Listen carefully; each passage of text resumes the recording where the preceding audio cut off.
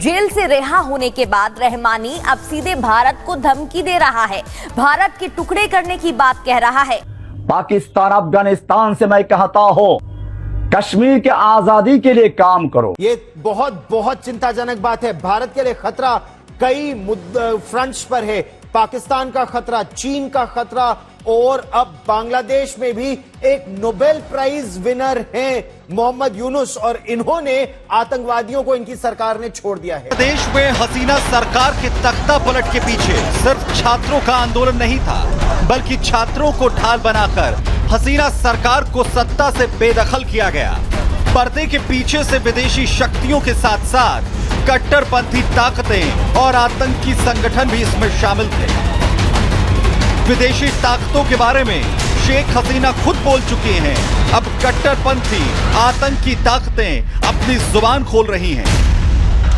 साथ ही साथ जो आतंकी जेल में थे, नई सरकार के गठन के बाद उन्हें फिर से समाज में जहर फैलाने के लिए रिहा किया जा रहा है। सब जानते हैं जैसे ही शेख हसीना बांग्लादेश से आउट होंगी तो आतंकवादियों के अच्छे दिन आ जाएंगे। इसके बावजूद अमेरिका के समर्थन से सत्ता संभालने वाले प्रोफेसर मोहम्मद यूनुस ने अलकायदा से जुड़े आतंकियों को रिहा करने का आदेश दिया।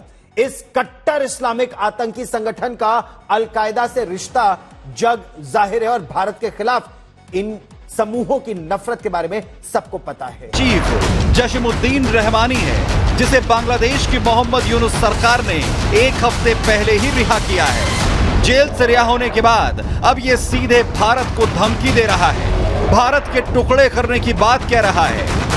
भारत से अलग होने के लिए पश्चिम बंगाल की सीएम ममता बनर्जी को नसीहत दे रहा है। जम्मू कश्मीर को भारत से अलग करने के लिए पाकिस्तान और अफगानिस्तान से मदद मांग रहा है। बांग्लादेशी आतंकी जमीशुद्दीन रहमानी ही नहीं, बल्कि पाकिस्तान में छिपा आतंकी फरहतुल्लाह घोरी भी भारत में तबाही मचाने की साजिशें रच रहा है। आतंकी फरहतुल्लाह ने एक ऑडियो जारी कर भारत में ट्रांसपोर्ट, रेलवे सुविधाओं में खलल डालकर दहशत फैलाने की धमकी दी है। आतंकी फरहतुल्लाह के इस ऑडियो के जारी होने के बाद कानपुर में एक ट्रेन पलटने की साजिश भी हुई। पाकिस्तान लाइव के मोअज़्ज़िज़ नाज़रीन, अस्सलामु अलैकुम। भारत से अपना बंगाल और जम्मू कश्मीर छीनने का वक्त आ गया। नाज़रीन, ये कहना है बांग्लादेश में हाल ही में रिहा होने वाले अंसारुल्लाह के अल रहमानी का, जिन्होंने भारत के खिलाफ एक बयान दिया है जिसने भारत भर में तहलका मचा दिया है। रहमानी ने भारत से बंगाल और जम्मू कश्मीर की आज़ादी की बात की है, जिससे भारत में खौफ का समा है। भारतीय मीडिया का चीख चीख कर बुरा हाल है, और उन्हें हसीना वाजिद का दौर याद आ रहा है जब बांग्लादेश पर भारत की हुकूमत थी और अल रहमानी जेल में थे।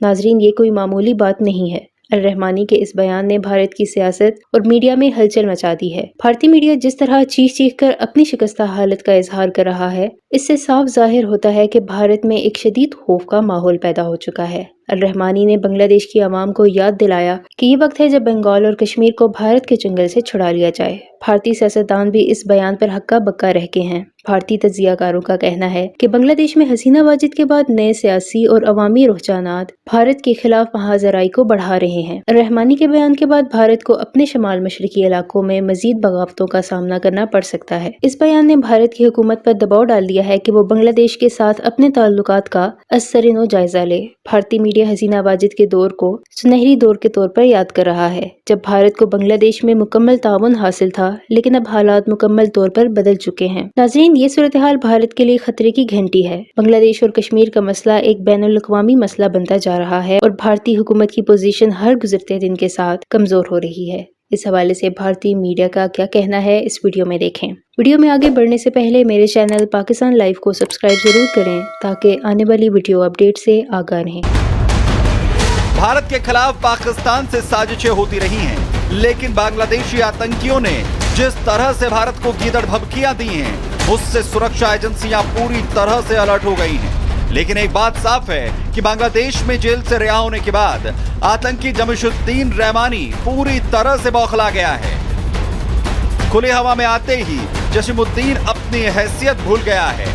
लेकिन देखने वाली बात यह है कि आतंकियों की इस गीदड़ भभकी का जवाब देने के लिए सुरक्षा एजेंसियां क्या कुछ कदम उठाती हैं। बांग्लादेश बन जाएगा, लेकिन जो लोग ये बातें करते थे वो आज पहले ये तो देख लें कि बांग्लादेश क्या बन रहा है। पहले ये तो देखो, भारत को बांग्लादेश बाद में बनाना। पहले बांग्लादेश क्या बन रहा है वो देखो। जिस बांग्लादेश के तख्ता पलट के सपने भारत में भी कुछ लोग देख रहे थे, वो बांग्लादेश अब खूंखार आतंकवादियों को खुली छूट दे रहा है।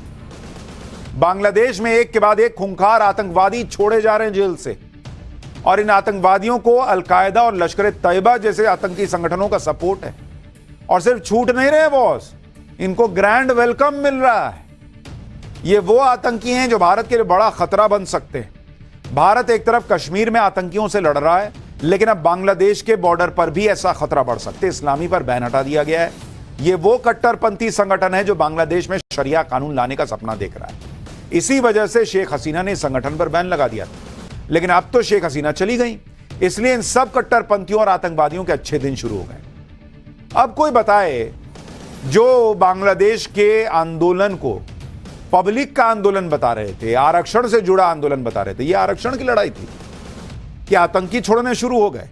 ये आरक्षण की लड़ाई थी कि हिंदुओं पर हमले शुरू हो गए? यह आरक्षण की लड़ाई थी कि आरडीएक्स की सप्लाई शुरू हो गई? यानी आरक्षण को आगे एक तरह से पर्दे की तरह रखा और पीछे यही कट्टरपंथी सोच थी।